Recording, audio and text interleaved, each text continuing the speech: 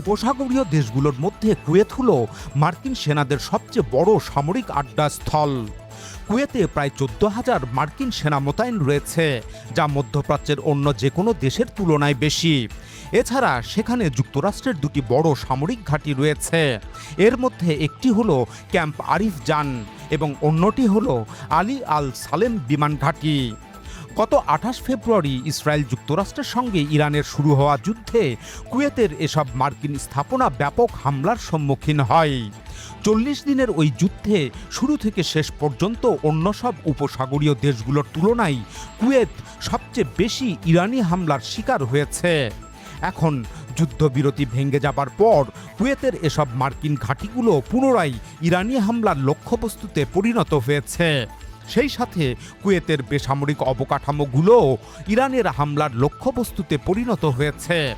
গত 17 জুলাই ইরানের হামলায় কুয়েতের একটি বিদ্যুৎ উৎপাদন কেন্দ্র ও একটি পানি বিশুদ্ধকরণ প্লান্ট মারাত্মকভাবে ক্ষতিগ্রস্ত হয়েছে। কুয়েতের বেসামরিক অবকাঠামোর উপর ইরানের হামলাগুলো মূলত ইটের জবাবে পাটকেল ছোড়ার নীতির সাথে তুলনীয়। কেননা আগে যুক্তরাষ্ট্রই মূলত ইরানের বেসামরিক অবকাঠামোগুলোকে লক্ষ্য করে নির্বিচার হামলা চালিয়েছে, আর ইরান পূর্ব ঘোষণা অনুযায়ী একই ধরনের অবস্থানে পাল্টা আঘাত করছে। সব মিলিয়ে কুয়েতের অবস্থা শোচনীয়।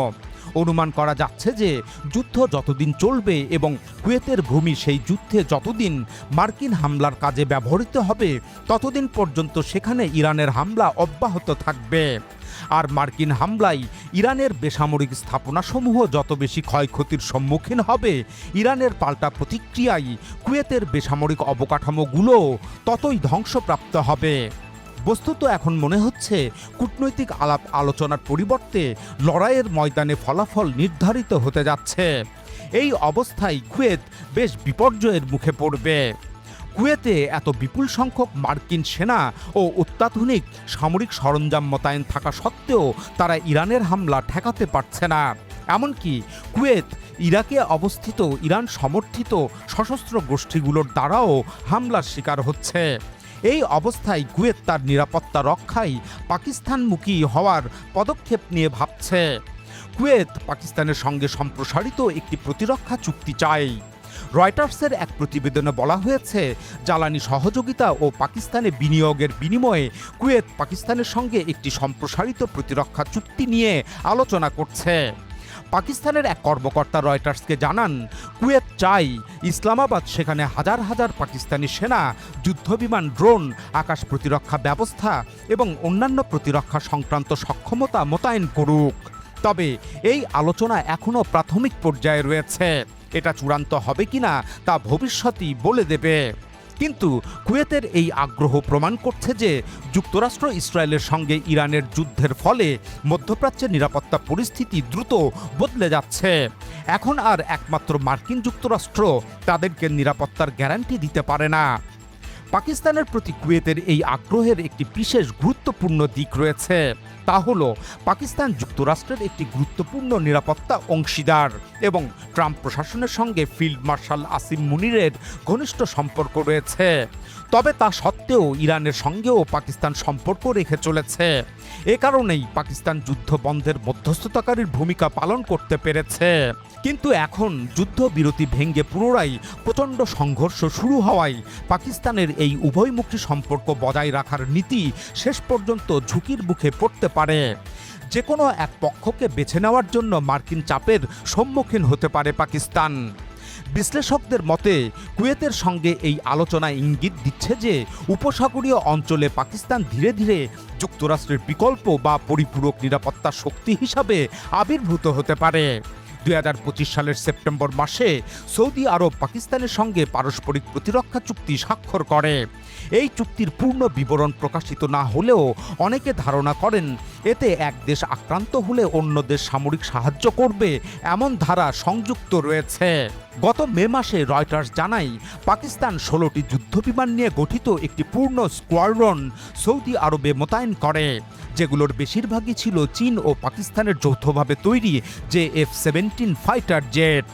যুদ্ধ বিমানের পাশাপাশি পাকিস্তান 2 স্কোয়াড্রন ড্রোন, প্রায় 8,000 সেনা এবং একটি চীনা HQ-9 আকাশ প্রতিরক্ষা ব্যবস্থা সৌদি আরবে মোতায়েন করে।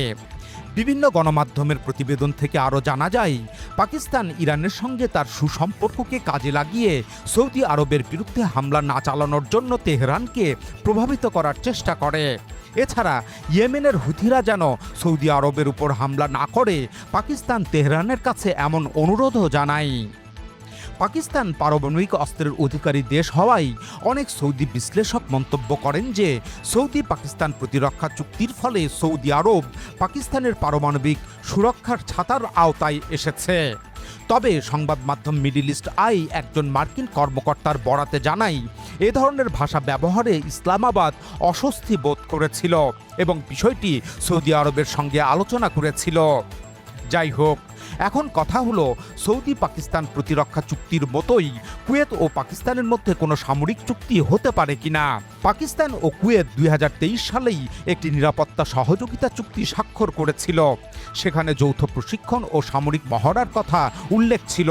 তবে এখন সৌদি আরবের সঙ্গে স্বাক্ষরিত হওয়া চুক্তির মতো যদি এতে পারস্পরিক প্রতিরক্ষা ধারা সংযুক্ত করা হয়, তাহলে সেটি পাকিস্তানের জন্য বড় ঝুঁকি তৈরি করতে পারে।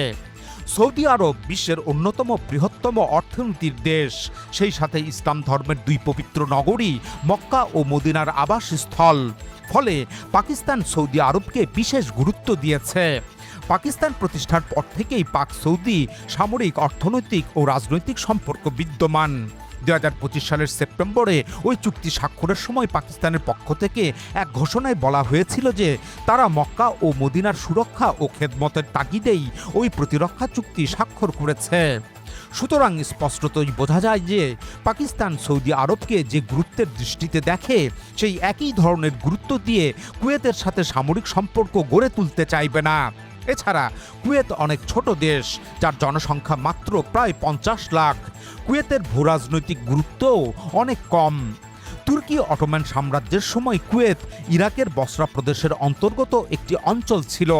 ইরাকের প্রেসিডেন্ট সাদ্দাম হোসেন সেই ঐতিহাসিক ভিত্তির অজুহাতে 1990-এর দশকে কুয়েত আক্রমণ করেন। এরপর থেকেই কুয়েতে যুক্তরাষ্ট্রের ব্যাপক সামরিক উপস্থিতি প্রতিষ্ঠিত হয়, যা কুয়েতকে একটি ভূরাজনৈতিক খেলার মাঠে পরিণত করে। কুয়েত ভৌগোলিকভাবে ইরানের বেশ কাছাকাছি দূরত্বে অবস্থিত। 2 দেশের সবচেয়ে কাছাকাছি ভূখণ্ডের মধ্যে আকাশপথের সর্বনিম্ন দূরত্ব মাত্র 23 কিলোমিটার। আর যদি কুয়েতের রাজধানী কুয়েত সিটি থেকে ইরানের উপকূলীয় শহর বুশেহরের দূরত্ব হিসাব করা হয়, তবে তা আকাশপথে মাত্র প্রায় 281 কিলোমিটার। অন্যদিকে কুয়েত সিটি থেকে ইরানের খোররাম শাহর বন্দরের দূরত্ব নৌপথে গণনা করা হলে সেটিও মাত্র প্রায় 120 থেকে 140 কিলোমিটারের মধ্যে। আর এই ভৌগোলিক অবস্থানের কারণেই যুদ্ধ চলাকালে কুয়েত অতি সহজেই ইরানের হামলার লক্ষ্যবস্তুতে পরিণত হতে পারছে। সেই সাথে উত্তর দিক থেকে ইরাকের সাথে সীমান্ত থাকায় সেদিক থেকেও ইরান সমর্থিত মিলিশিয়াদের দ্বারা ক্ষেপণাস্ত্র ও ড্রোন হামলার কবলে পড়ছে। সুতরাং ইরানের এই আক্রমণের মুখে পাকিস্তান কুয়েতের আগ্রহে সায় দেবে কিনা তা এক বড় প্রশ্ন। বর্তমানে পাকিস্তান নিজ ভূখণ্ডের অভ্যন্তরে নিরাপত্তাজনিত সংকটে ভুগছে। পাকিস্তান আফগান সীমান্তে এক প্রকার যুদ্ধরত অবস্থায় রয়েছে। সাম্প্রতিককালে বেলুচিস্তান প্রদেশের পরিস্থিতিও যথেষ্ট নাজুক হয়ে উঠেছে। বেলুচিস্তান প্রদেশের সাথে ইরানের প্রায় 950 কিলোমিটারের দীর্ঘ সীমান্ত রয়েছে। ইরানের সাথে বৈরী সম্পর্ক বেলুচিস্তান প্রদেশকে আরও অস্থিতিশীল করে তুলতে পারে। এছাড়া বেলুচিস্তান প্রদেশের সীমান্ত দিয়ে ইরানের সাথে পাকিস্তানের যে বৈধ এবং অবৈধ সীমান্ত বাণিজ্য রয়েছে, তা পাকিস্তানের অর্থনীতির অন্যতম চালিকা শক্তি। এছাড়া পাকিস্তানের মোট জনগোষ্ঠীর প্রায় 20% শিয়া মুসলিম। পাকিস্তানের বর্তমান লোক সংখ্যা 26 কোটির কাছাকাছি। সেই হিসাবে দেশটিতে 5 কোটির ওপর শিয়া মুসলিম বসবাস করেন, যাদের বড় অংশ পাকিস্তানের আজাদ কাশ্মীর এবং গিলগিট বালতিস্তানে বসবাস করেন। এই 2 অঞ্চল নিয়ে ভারতের সাথে পাকিস্তান যুদ্ধের মুখোমুখি অবস্থায় রয়েছে। সুতরাং এত বিরাট জনগোষ্ঠীকে ক্ষুব্ধ করে পাকিস্তান ইরানের সঙ্গে সম্পর্ক শীতল করার কোনো পদক্ষেপ গ্রহণ করতে চাইবে না। এছাড়া পাকিস্তানের অভ্যন্তরে সুন্নি জনগোষ্ঠীর মধ্যেও প্রচণ্ড মার্কিন বিরোধী মনোভাব রয়েছে।